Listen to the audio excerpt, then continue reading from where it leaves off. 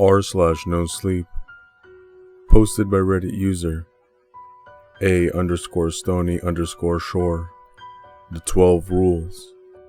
Part 2. Rule 2. ComSec. Communication security, or ComSec, is beaten into soldiers, sailors, airmen, and marines. Well, that's more figurative than it used to be, but you get the point. From the earliest iterations of the training, one of the biggest force manipulators on a battlefield is effective communications. Without working comms, an operation can fall apart.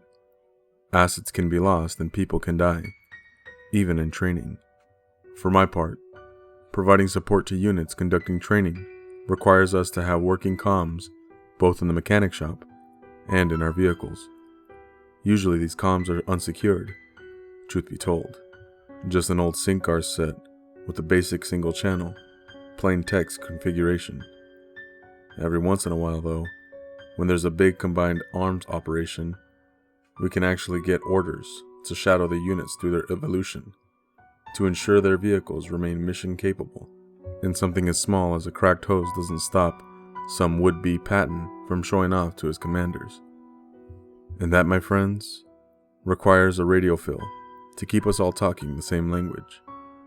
To keep it simple, a radio fill will be we'll call it code. It makes sure all our radios speak the same language, on the same frequency, at the same time, and that nobody else can listen in or communicate with us.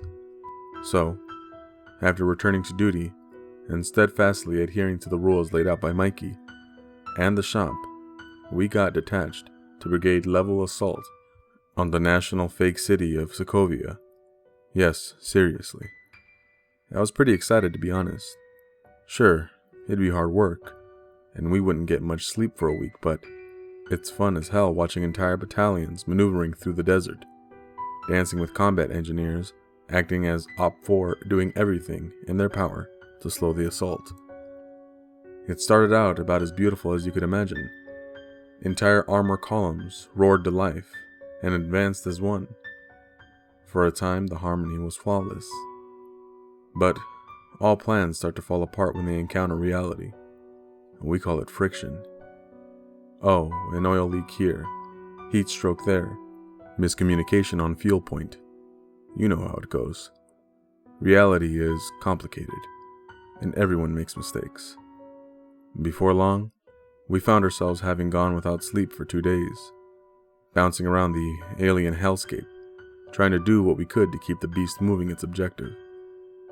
After a particularly exhausting day, we received a call to help a Cav Scout who got stuck on the far inaccessible side of Sokovia. We knew what went wrong right away. Some enterprising young officer or NCO tried to work their way through the hills to flank their objective and broke down. And now we'd have to go and pull an all-nighter just to unfuck them. Problem was, we couldn't establish contact with them on the radio. Their commanders dialed us in to the last grid they were seen at, stating their comm equipment had been acting up. That got Mikey's attention. He tried to clarify, but they weren't exactly wasting a whole lot of breath on a couple of knuckle-draggers like us. All the way out there, Mikey was acting especially fidgety. I knew ComSec was another important rule, with about 3 derivatives, of which my predecessor broke 1. But I was still wet behind the ears and hadn't yet grasped how serious things could get. We rolled up on a dead Stryker about midnight. Sokovia was lit up with all sorts of training rounds, as the assaulting force began fighting building to building, so we had a pretty memorable backdrop. Mikey keyed the mic with shaky hands. "Stryker 2-6, you boys alright? We're here to get you back in the fight." Silence. We had pulled a stop and were maintaining light discipline, but kept our distance from the dead vehicle. "Stryker 2-6, you copy?"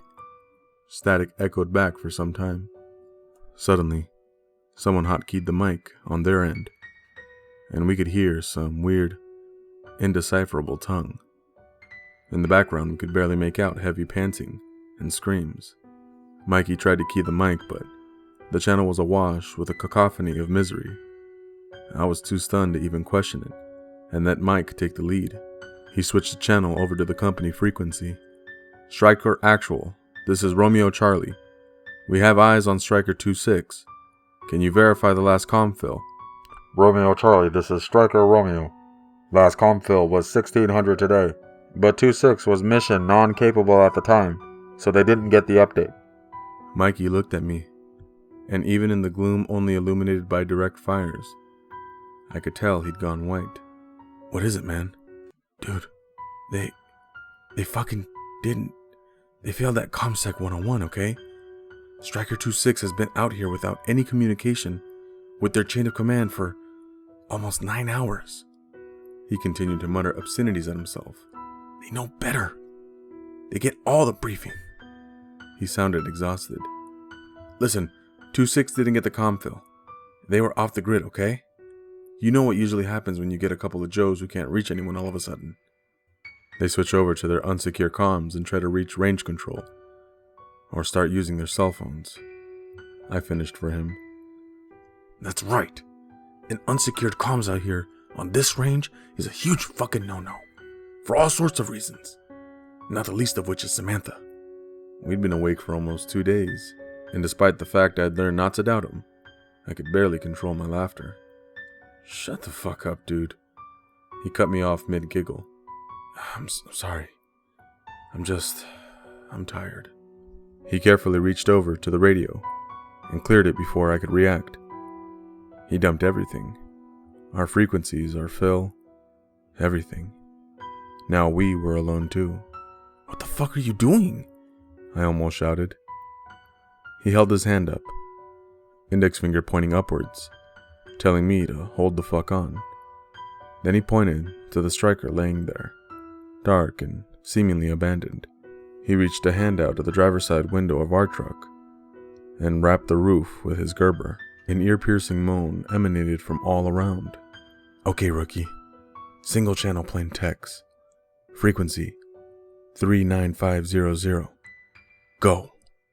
I stared at him, mouth agape for a mere moment before my reflexes kicked in, and I went through the process of re-establish the kindergarten level of comms he was asking for. Once it was said, he keyed the mic again. Hey, Samantha, what's going on? Static emanated from the radio. We felt a single reverberation travel through the ground beneath us, through the chassis, and into our bones. Samantha, it's not very nice. These boys just got a little lost. His knuckles were white, though his voice was calm. Another quake erupted from the desert, contrasted with and masked by the continuing city assault in the distance. Listen, you need to let them go, okay? We've got quite a show for you tonight. You can feel it, can't you? He said, as if enticing a child out of a tantrum. Silence followed for a few moments. Then the Stryker itself shuddered in defiance. I'm not trying to trick you, he spoke calmly, in reply to comment I clearly didn't catch, sweat dripping down his face. We'll be happy to stay here with you and watch it together. Would you like that? For a moment, even the distant report of training ammunition was muted by the almost imperceivable evacuation of atmosphere from all around us.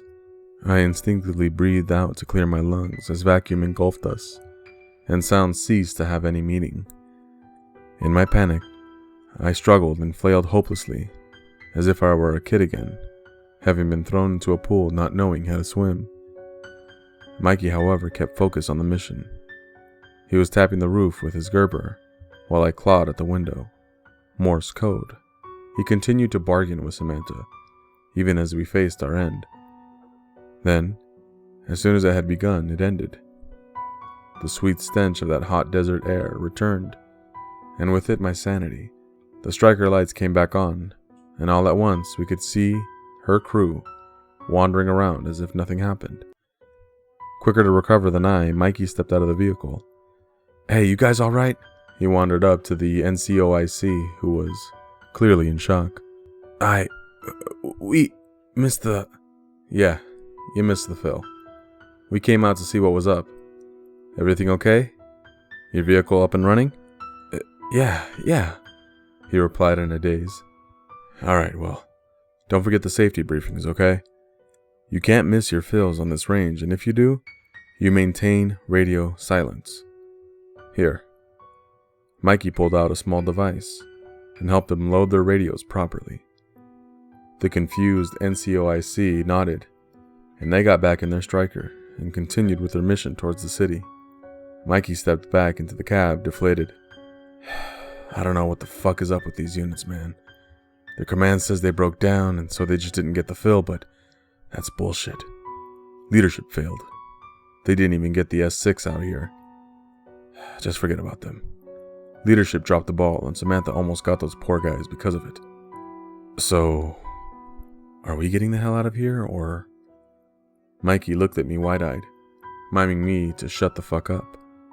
In a hushed tone, he gestured at the radio and told me, No, not if you ever want to go home. A promise is a promise, and thank God we had something to bargain with tonight. We are going to stay out here until sunup, and keep Samantha company, and maybe we'll get to leave.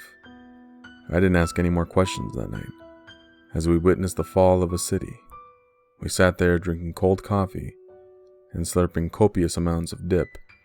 Mikey kept the mic hot-keyed, narrating for our guests, so Samantha could hear the song of Sokovia.